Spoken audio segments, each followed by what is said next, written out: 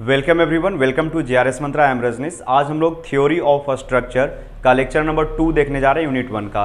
देखो, आज के इस वीडियो लेक्चर में हम लोग पढ़ेंगे कि डायरेक्ट और बेंडिंग स्ट्रेस होता क्या है, ठीक है। और ये पहले तो आपको बताएंगे एक्सियल लोड क्या होता है और ये इसेंट्रिक लोड क्या होता है, इसेंट्रिसिटी क्या होता है, ठीक है। और ये जितने भी लोड अभी बोले हैं, एक्सियल लोड या इसेंट्रिक लोड, ये अप्लाई होंगे एक कंप्रेशन मेंबर पे, ठीक है।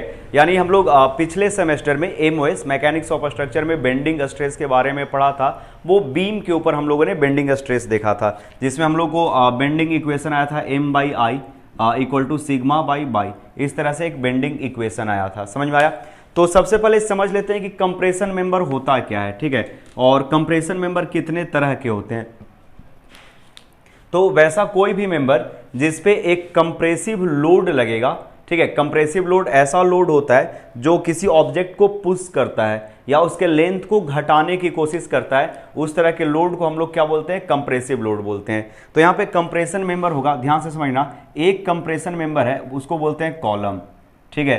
दूसरा कंप्रेशन मेंबर है जिसको बोलते हैं पियर, ठीक है। एक और कंप्रेशन मेंबर है जिसे बोला जाता है स्ट्रट, ठीक है। और एक चौथा कंप्रेशन मेंबर है जिसको बोला जाता है pillar. These all are compression member. अंतर क्या है, ध्यान से समझना। कॉलम, पियर, स्ट्रट और पिलर में अंतर क्या है, इस चीज को हम लोग पहले समझ लेंगे। इसके बाद देखो, समझते जाना। जब हम लोग ये पूरा चीज को समझ लेंगे तब हम लोग समझेंगे कि एक्सियल लोड क्या होता है, ठीक है। एक्सियल लोड क्या होता है और इस एक्सियल लोड के कारण स्ट्रेस कैसे जनरेट होगा, ठीक है। इसके बारे में हम लोग देखेंगे। एक्सियल लोड होगा वो कंप्रेशन मेंबर पे लगेगा। इसके बाद थोड़ा सा हम इसेंट्रिसिटी बताएंगे। अगर समय बचेगा तो हम लोग बेंडिंग स्ट्रेस पे चले जाएंगे। आज हम लोग देखेंगे कि ये जो डायरेक्ट स्ट्रेस है वो क्या होता है। एक्सियल लोड के कारण या डायरेक्ट लोड के कारण डायरेक्ट स्ट्रेस प्रोड्यूस होता है, तो इसको कवर करेंगे। और अगर समय मिलेगा तो बेंडिंग स्ट्रेस की तरफ हम लोग बढ़ेंगे, लेकिन डायरेक्ट स्ट्रेस कोशिश करेंगे कंप्लीट कर देने का। इस चैप्टर में आइदर हम लोग को डायरेक्ट स्ट्रेस फाइंड करना होगा या बेंडिंग स्ट्रेस फाइंड करना होगा या combination of direct and bending stress find out करना होगा। तो ध्यान से समझना। इन दिस यूनिट लिखवा देंगे इसको, जो भी अभी हम समझा रहे हैं वो लिखवा देंगे कि हम लोग इस यूनिट में क्या करेंगे। In this unit we are going to study about the direct stress, bending stress and combination of direct stress and bending stress. मतलब क्वेश्चन ये इस तरह से रहेगा कि किसी भी मेंबर पे डायरेक्ट स्ट्रेस लग रहा है तो क्या इफेक्ट होने वाला है, ठीक है। हम लोग एनालिसिस करेंगे कि जब लोड लगेगा तो उसका रिस्पॉन्स कैसा होगा, ठीक है। जब डायरेक्ट लोड रहेगा, बेंडिंग लोड रहेगा या बेंडिंग स्ट्रेस जब जनरेट होगा और जब ये सब का कॉम्बिनेशन होगा तो हम लोग क्या करेंगे या क्या किस चीज को ऑब्जर्व करेंगे। चलो, ये तो अभी कुछ नहीं समझा है ना। अभी तो आपको ना हम डायरेक्ट लोड समझा है ना एक्सियल लोड समझा है, तो डायरेक्ट स्ट्रेस भी अभी आपको समझ में नहीं आ रहा होगा। बेंडिंग स्ट्रेस के बारे में भी कुछ भी नहीं बताया तो वो भी समझ में नहीं आ रहा होगा, वो हम लोग आगे देखेंगे। पहले ये समझने की कोशिश करते हैं कि कॉलम, पियर, स्ट्रट और पिलर में अंतर क्या है। देखो, कॉलम जो होता है वो बिल्डिंग में यूज किया जाता है। ये सब क्या है, these all are compression member. ये सब क्या है, तो सर कंप्रेशन मेंबर है। कंप्रेशन लिख देते हैं यहाँ पे, कंप्रेशन मेंबर बोल दिए हैं। अगर रेड कलर में देखने में प्रॉब्लम हो रहा होगा तो लिख दिए कंप्रेशन मेंबर है। कॉलम भी एक कंप्रेशन मेंबर है, पियर भी एक कंप्रेशन मेंबर है, स्ट्रट भी एक कंप्रेशन मेंबर है और पिलर भी एक कंप्रेशन मेंबर है। अब इसी के ऊपर डायरेक्ट या बेंडिंग लोड लगेगा। बेंडिंग लोड होता है कुछ इसेंट्रिसिटी के साथ। चलो ठीक है, समझते हैं कॉलम क्या होता है। ये जनरली आपको दिखेगा बिल्डिंग में, ठीक है। जब लोड लो से मॉडरेट रहता है, यानी लोड का वैल्यू कम या ठीक ठाक होता है, तब हम लोग वहां पे बिल्डिंग के ऊपर जो मेंबर होते हैं, कंप्रेशन मेंबर होते हैं, वो कॉलम कहलाते हैं। और कॉलम के ऊपर लोड लगता है वो मीडियम होता है या लो टू मीडियम होता है, बहुत हाई नहीं होता है, ठीक है। अगर आप ब्रिज से कंपेयर करो तो ब्रिज के ऊपर बहुत ज्यादा लोड आता है as compare to residential building, ठीक है। तो ब्रिज में जो कंप्रेशन मेंबर होता है उसको पियर बोला जाता है, जो बिल्डिंग में कंप्रेशन मेंबर होता है उसको कॉलम बोला जाता है। पियर के ऊपर high intensity of compression load लगता है, लेकिन as compare to pier column पे कम लोड लगता है। दोनों एक ही तरह का होगा, कॉलम और पियर एक ही जैसा होता है, कंप्रेशन मेंबर ही होता है, कंप्रेसिव लोड लगता है। लेकिन क्या बोले, कॉलम होता है वो बिल्डिंग में यूज होता है, पियर ब्रिज में होगा, ब्रिज के कॉलम को हम लोग पियर बोलेंगे, और बिल्डिंग में जो होगा ये एक वर्टिकल मेंबर है, ये भी वर्टिकल मेंबर है, ठीक है, ये always always and always vertical होगा, लिखवा देंगे, ठीक है, कॉलम पियर के बारे में और स्ट्रट और पिलर सब के बारे में लिखवा देंगे। अभी सिर्फ समझो, कॉलम एक वर्टिकल कंप्रेशन मेंबर है जो बिल्डिंग में यूज होता है, इस पे लोड मीडियम होता है, मॉडरेट होता है, लो होता है। पियर एक वर्टिकल कंप्रेशन मेंबर है जो ब्रिज में यूज होता है, ये मोटा मोटा होता है, इस पे हाई लोड लगता है, ठीक है। ये हो गया पियर और पिलर में कॉलम अंतर। और यहां से देखो स्ट्रट, स्ट्रट क्या होता है बाबू, ये इंक्लाइंड हो सकता है या हॉरिजेंटल हो सकता है। Strut is a compression member, strut is a compression member. देखो कॉलम होगा वो वर्टिकल होगा, स्ट्रट होगा ये भी वर्टिकल होगा, लेकिन सॉरी पियर होगा ये भी वर्टिकल होगा, कॉलम होगा ये भी वर्टिकल होगा, लेकिन स्ट्रट इंक्लाइंड हो सकता है, स्ट्रट इंक्लाइंड होगा, इस तरह से इंक्लाइंड होगा, या it may be horizontal, horizontal भी हो सकता है। Horizontal compression member, inclined compression member को हम लोग क्या बोलते हैं, स्ट्रट बोलते हैं। जैसे ट्रसेज होते हैं, ब्रिज को जब हम लोग बनाते हैं तो देखना इस तरह से उसमें आपको लोहे का ट्रस दिखाई देगा, और ये जो ट्रस होता है बाबू ध्यान से समझो, इसमें बहुत सारे स्टील के कनेक्टिंग मेंबर होते हैं, मेंबर 1, मेंबर 2, मेंबर 3, 4, 5, 6, 7, 8, 9 और ये 10 मेंबर है। इसमें से कुछ मेंबर कंप्रेशन वाला होगा, कुछ मेंबर टेंशन वाला होगा। मान लो इस मेंबर पे टेंशन आ रहा है, इस मेंबर पे टेंशन लोड आ रहा है, आप कैलकुलेट करोगे तभी आपको पता चलेगा, देख कर नहीं बता पाओगे। तो जिस मेंबर पे टेंशन आएगा उस मेंबर को हम लोग बोलते हैं टाई, ठीक है। और मान लो इस मेंबर पे आ रहा है कंप्रेशन, इस मेंबर पे आ रहा है कंप्रेशन लोड आ रहा है, कंप्रेशन लोड आ रहा है, तो इसको हम लोग बोलेंगे स्ट्रट। तो स्ट्रट क्या है, तो सर स्ट्रट एक कंप्रेशन मेंबर है विच मे बी इंक्लाइन और हॉरिजेंटल। अगर इस पे मान लो आ रहा है कंप्रेसिव लोड, तो ये हो गया स्ट्रट, समझ में आ गया। पिलर क्या होता है, तो पिलर सर एस्थेटिक पर्पस से दिया जाता है, AESTHETIC, एस्थेटिक पर्पस से दिया जाता है, ठीक है, बनावट के लिए दिया जाता है, लुक इंप्रूव करने के लिए दिया जाता है, ठीक है। इसके ऊपर बहुत लो लोड लगता है, लोड का जो इंटेंसिटी होता है वो कम होता है। जैसे आप लोग देखना कभी मंदिर में जाओगे तो बस कॉलम होता है वो सजावट के लिए दिया जाता है, ऑर्नामेंटल वर्क के लिए दिया जाता है, उसके ब्यूटी को, उसके खूबसूरती को निखारने के लिए दिया जाता है। पिलर होता है ये भी एक वर्टिकल मेंबर है, और इसके ऊपर जो कंप्रेसिव लोड लगता है वो कम होता है, एस्थेटिक पर्पस से दिया जाता है, ठीक है। तो उम्मीद है कि आपको समझ में आ गया होगा। कॉलम बिल्डिंग में, पिलर ब्रिज में, स्ट्रट ट्रसेज में होंगे, पिलर एस्थेटिक पर्पस से। अब इसके बारे में हम लिखवा देते हैं, ठीक है, इसके बारे में समझा देते हैं। अब उसके अच्छा ठीक है, ये समझ में आ गया होगा, पहले इसको लिखवा देते हैं, फिर आपको एक्सियल लोड और डायरेक्ट स्ट्रेस या डायरेक्ट लोड के बारे में समझाते हैं। पहले पॉज करके हम इरेज करके कॉलम, पियर, स्ट्रट और पिलर के बारे में बताते हैं।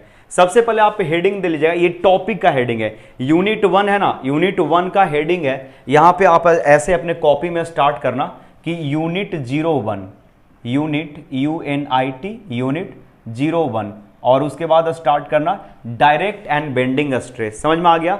चलो इरेज करके कॉलम, पियर, स्ट्रट और पिलर के बारे में एक एक लाइन में लिखवा देते हैं, और उसके बाद एक्सियल लोड और स्ट्रेस, एक्सियल लोड और डायरेक्ट स्ट्रेस और डायरेक्ट लोड सबके बारे में एक बार क्लियर भी कर देते हैं। तो अभी जितना भी कुछ आपको बताए थे ध्यान से समझना, कॉलम क्या होता है, पियर क्या होता है, स्ट्रट क्या होता है और पिलर क्या होता है, इसके बारे में जितना भी समझाए थे यहाँ पे लिखा हुआ है। शॉर्ट में लिखा दिए, बहुत ज़्यादा जानने की ज़रूरत नहीं है। मेन हम लोग को पढ़ना है कि जब किसी वर्टिकल मेंबर पे डायरेक्ट और बेंडिंग दोनों एक साथ लगेगा, ठीक है, जब डायरेक्ट स्ट्रेस और बेंडिंग स्ट्रेस यानी एक्सियल लोड और लोड विथ सम इसेंट्रिसिटी या इसेंट्रिक लोड जब साथ में लगेगा तब उसका इफेक्ट क्या होगा, ये हम लोग को मेन पढ़ना है, ठीक है। बट जो भी है पहले थोड़ा बहुत तो नॉलेज होना ही चाहिए। मान लो कि चलते फिरते कोई पूछ दिया पियर और कॉलम में क्या अंतर होता है, स्ट्रट क्या होता है, ठीक है, तो ये सब आपको पता होना चाहिए। तो ध्यान से समझना, it is a vertical compression member which is generally present in building. जो कॉलम होता है जनरली बिल्डिंग में यूज होता है। देखना वर्ड यूज कर रहे हैं हम जनरली, ठीक है, जनरली सामान्यतः ये कॉलम है वो कहां पाया जाता है, तो सर बिल्डिंग में, ठीक है। और कॉलम के ऊपर एक्सियल या बेंडिंग किसी तरह का भी लोड लग सकता है। ठीक है, पियर क्या होता है? It is a vertical compression member. ये क्या होता है? एक वर्टिकल कंप्रेशन मेंबर होता है which is present in bridge, जो ब्रिज में प्रेजेंट होता है। और ध्यान से समझना, जैसे ही 2 या 3 लेक्चर हो जाएगा, आप लेक्चर को देखो, समझो, ठीक है। मॉर्निंग में या इवनिंग में आपको हम गूगल मीट पे या बोल सकते हो जूम ऐप पे आपको डॉट क्लासेस हम लेंगे, जहां पे आपको कोई भी दिक्कत होगा, छोटा मोटा डॉट होगा, वो पूछ सकते हैं आप। और आप कहां तक पढ़ चुके हो, आपका अब जो लेक्चर है वो आप कितना लेक्चर कंप्लीट हुआ है, इसका हम डेली एनालिसिस भी करेंगे आपसे इंटरेक्ट होकर। ठीक है, मॉर्निंग में 7 से 8 या फिर 9 से 10 कोई एक टाइम फिक्स करेंगे, वहां पे डेली आपका एक क्लास चलेगा, जहां पे जो भी डॉट होगा वो 1 बाय 1 हम लोग एक एक स्टूडेंट से कन्वर्सेशन करके आपसे पूछेंगे कि आपको डॉट क्या है। ठीक है, और आप उस डॉट को क्लियर कर लेना। अगर और इसके बाद हम भी आपसे पूछेंगे कि आपने कहां तक लेक्चर देखा है, लेक्चर 1 में क्या क्या पढ़ा है, लेक्चर 2 में क्या क्या पढ़ा है। चाहते हैं कि इस बार सेमेस्टर 5th का जो आप प्रिपरेशन है वो थोड़ा अच्छे से कर लो, ढंग से कर लो। ठीक है, तो देखना, नेक्स्ट देखना, it is a vertical compression member which is present in bridge. जो पियर होता है वो कहां प्रेजेंट होता है? तो ब्रिज में प्रेजेंट होता है। It carry very high intensity of load. ये इसके ऊपर जो लोड लगेगा, जो भी कंप्रेसिव लोड होगा, उसकी इंटेंसिटी काफी हाई होगी। ठीक है, समझ में आ रहा होगा इतना। उसके बाद देखना, स्ट्रट क्या होता है? It is a compression member. Strut होता है वो भी एक कंप्रेशन मेंबर है। और सर जो टेंशन मेंबर होता है उसको क्या बोलते हैं? टाई बोलते हैं। जो ट्रसेज होते हैं, ट्रसेज में जो भी मेंबर होगा, कंप्रेशन मेंबर होगा, उसको स्ट्रट बोलेंगे, टेंशन मेंबर को टाई बोलेंगे। विच इज इंक्लाइंड और हॉरिजेंटल। जो क्या हो सकता है? इंक्लाइंड भी हो सकता है और हॉरिजेंटल भी हो सकता है। ठीक है, यहां तक समझ में आ गया। पिलर क्या होता है? तो अभी बताए थे पिलर क्या होता है। तो it is a vertical member which is provided for aesthetic purpose, यानी जो सिर्फ खूबसूरती के लिए जो बिल्डिंग है उसका स्ट्रक्चर है वो अच्छा दिखे, बस इसी के लिए बनाया जाता है पिलर। समझ में आ गया? चलो, हम लोग कॉलम, पियर, स्ट्रट, पिलर के बारे में समझ गए। अब समझते हैं कि इस चैप्टर में हम लोग को क्या पढ़ना है। ये लिख लेना, in this chapter we are going to study about combined effect of direct, देखो direct stress as well as bending stress. ठीक है, डायरेक्ट स्ट्रेस कर लेना, यहां पे लिख लेना डायरेक्ट स्ट्रेस, अब अच्छा रहेगा। Direct stress as well as bending stress on column. Combined effect of direct and bending stress भी कर सकते हैं। तो कंबाइंड इफेक्ट जब डायरेक्ट स्ट्रेस लगेगा, बेंडिंग स्ट्रेस लगेगा on column, pier, chimney, retaining wall, ये सब के ऊपर जब ये सारे लोड, सारे मतलब 2 ही, डायरेक्ट और बेंडिंग लोड लगेंगे या बेंडिंग स्ट्रेस जनरेट होगा, तब हम लोग उसका एनालिसिस करेंगे। एनालिसिस करने का मतलब क्या? उसका रिस्पॉन्स चेक करेंगे। ठीक है, तो आप ऐसा करो, इसको पॉज करके नोट करो, इरेज करके अब आपको बताते हैं कि एक्सियल लोड क्या होता है, या एक्सियल लोड का दूसरा नाम है डायरेक्ट लोड, और उससे डायरेक्ट स्ट्रेस जो प्रोड्यूस होता है वो क्या होता है। ठीक है, तो पॉज करके नोट करो, इरेज करके आगे बता रहे हैं। तो अगला हम लोग का टॉपिक है, ध्यान से समझना। पहले हम लोग समझते हैं कि एक्सियल लोड होता क्या है। ठीक है, आपको हम समझा देते हैं कि ये एक्सियल लोड है क्या। जब आप एक्सियल लोड, ये एक्सियल लोड का दूसरा नाम क्या है? Direct load.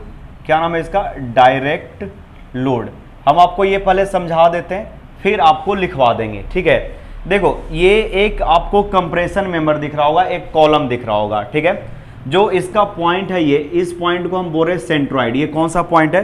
तो सेंट्रॉइड है। ये पॉइंट है, इसको हम लोग क्या बोल रहे हैं? सेंट्रॉइड बोल रहे हैं। तो देखना, यहां से ध्यान से समझना, ये सेंट्रॉइड है। ठीक है, ये पॉइंट है, बीच वाला सेंट्रॉइड है, और ये एक्सिस आपको दिख रहा होगा, इसको हम क्या बोल रहे हैं? एक्सिस बोल रहे हैं। This is axis, axis of this compression member. ये क्या है? एक कंप्रेशन मेंबर। यहां पे लिख देते हैं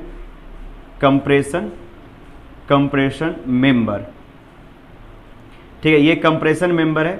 ये ध्यान से समझना, देखो ये कोई कंप्रेशन मेंबर है, ये कॉलम हो सकता है, पियर हो सकता है, या कुछ भी एक कंप्रेशन मेंबर है, और इस कंप्रेशन मेंबर के ऊपर लोड लगने वाला है। तो हम लोग एक्सियल या डायरेक्ट लोड कब बोलेंगे? पहले आप इस चीज को समझो।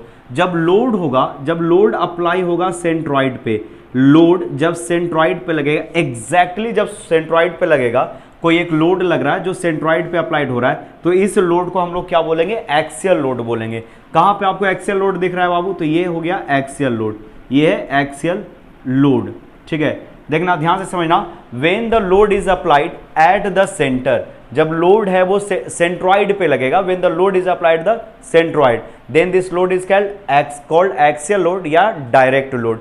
या आप बोल सकते हो कि एक्सिस के ऊपर line of action of force होगा, तब उसको हम लोग क्या बोलेंगे, एक्सियल लोड या डायरेक्ट लोड बोलेंगे। जैसे ये एक्सिस है, अब इसी एक्सिस के ऊपर लोड का लाइन ऑफ एक्शन है, दोनों एकदम एग्जैक्टली इस तरह से, जैसे ये एक्सिस है और इसी एक्सिस के जस्ट ऊपर लोड लग रहा है, ठीक है। तो अब आप इस तरह के लोड को क्या बोलोगे, इस तरह के लोड को एक्सियल या डायरेक्ट लोड बोलोगे, ठीक है। ध्यान से समझना, अब इस चीज को एक बार और अच्छे से समझो, ठीक है। देखो मान लो कि ये एक ये यहां से यहां तक इसका विड्थ है, ठीक है, यहां से यहां तक विड्थ है और ये इस तरफ आपको दिख रहा है डेप्थ, डी बोल रहे हैं, और ये हाइट है, इसका हाइट या लेंथ बोलो, इधर हाइट होगा या लेंथ होगा, समझ में आ रहा है। चलो अब इसको हम यहाँ पे रिप्रेजेंट कर रहे हैं, कुछ इस तरह से दिखा रहे हैं, जैसे ये जो है इस कॉर्नर को हम 1 बोल रहे हैं, इस कॉर्नर को 2 बोल रहे हैं, इस कॉर्नर को 3 और इधर इस कॉर्नर को 4 बोल रहे हैं। तो यहाँ से देखो आपको क्या दिखाई देगा, चलो उस तरफ थोड़ा और साइड में बना देते हैं ताकि हम लोग को लिखने में भी प्रॉब्लम ना हो, ठीक है। देखो ये हम एक कॉलम बना रहे हैं, अच्छे से समझना, चीज़ें आपको समझ में आ जाएगी। डायरेक्ट स्ट्रेस क्या होता है और बेंडिंग स्ट्रेस क्या होता है, पहले डायरेक्ट स्ट्रेस को डिटेल में समझ लेते हैं। देखो ये यहाँ पे आपको बन गया है, बी साइड वाला फेस है वो आपको दिख रहा है, ठीक है। इधर का जो फेस है जिसकी चौड़ाई यहाँ से यहाँ तक क्या है, ये इसकी चौड़ाई होगी, ये बी होगी, ये जो चौड़ाई है यहाँ से बी, यानी आपको क्या दिख रहा है, 1 और 2 वाला कॉर्नर है इस तरफ से दिख रहा है, ठीक है। इसके ऊपर जब हम लोग सेंट्रॉइड पे एक लोड लगाते हैं, कैसा लोड लगा रहे हैं बाबू, कंप्रेसिव लोड लगा रहे हैं। कौन सा, यहाँ पे क्या है पॉइंट, तो सर ये सेंट्रॉइड है, यहाँ पे जो है ये सेंट्रॉइड है, ठीक है, ये सेंट्रॉइड है। तो होगा क्या, अच्छे से समझना, जैसे इस पे हम लोग लोड लगाएंगे, अच्छे से समझना, जैसे हम लोग इसके ऊपर कंप्रेसिव लोड लगाएंगे, ये कंप्रेस होगा, ठीक है, यहाँ पे कंप्रेस होकर ये नीचे चलाएगा, जो 1 है वो 1 डैश पे आ जाएगा, जो 2 है वो 2 डैश पे आ जाएगा, यानी यहाँ पे ये जो लेंथ है ये डेल्टा एल होगा, वो कंप्रेशन होगा, ठीक है।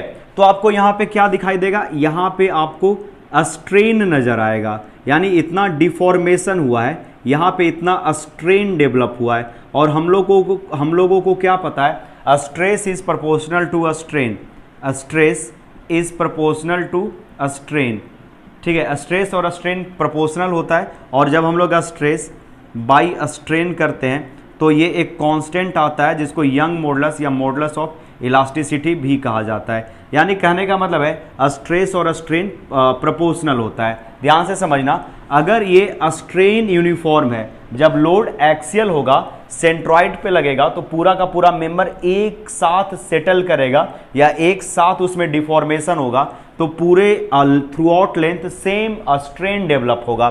तो हम बोल सकते हैं कि यहाँ पे स्ट्रेस भी बराबर ही डेवलप होगा, और ये जो स्ट्रेस होता है इसी को बोला जाता है डायरेक्ट स्ट्रेस, ठीक है। और डायरेक्ट स्ट्रेस को हम लोग सिग्मा नॉट से रिप्रेजेंट करते हैं। समझ में आया इतना चीज। और डायरेक्ट स्ट्रेस जब सिग्मा नॉट से रिप्रेजेंट करें तो ये क्या हो जाएगा, axial load upon cross section area, या एरिया बोलो, यहां से लिख सकते हो sigma naught equal to P by A, और एरिया आपको क्या हो जाएगा सर, तो B into D is the area और P is the compressive load, और यहाँ पे सिग्मा नॉट है वो डायरेक्ट स्ट्रेस है। यहाँ तक आपको समझ में आ गया होगा, यहाँ तक में कोई प्रॉब्लम नहीं होना चाहिए। एक्सियल लोड, डायरेक्ट लोड एक ही चीज है, आप एक्सियल लोड बोलो या डायरेक्ट लोड बोलो। ध्यान से समझना, जब कोई जब सेंट्रॉइड पे P लोड लगेगा, जब सेंट्रॉइड पे P लोड लगेगा, ठीक है, तब इस लोड को हम लोग एक्सियल लोड बोलेंगे। या बोल सकते हो कि line of action of load is coincide with the axis, then this load is called axial load या डायरेक्ट लोड। एक्सियल या डायरेक्ट लोड लगेगा तो थ्रू आउट सेक्शन जहां भी आप देख रहे हो सेटलमेंट बराबर होगा, ठीक है। पूरा का पूरा प्लेन है वो एक साथ नीचे सेटल करेगा, उसमें डिफॉर्मेशन आएगा, पूरा धंस जाएगा, ठीक है। तो ये नीचे चला गया है, ये बोलने का मतलब है कि ये पूरा का पूरा इस तरह से सेटल कर गया है, यहाँ पे नीचे आ गया, ठीक है, थोड़ा सा ये नीचे आ गया है, डेल्टा एल। तो स्ट्रेन बराबर होगा तो सब जगह स्ट्रेस भी बराबर आएगा, और स्ट्रेस होगा फोर्स बाई एरिया।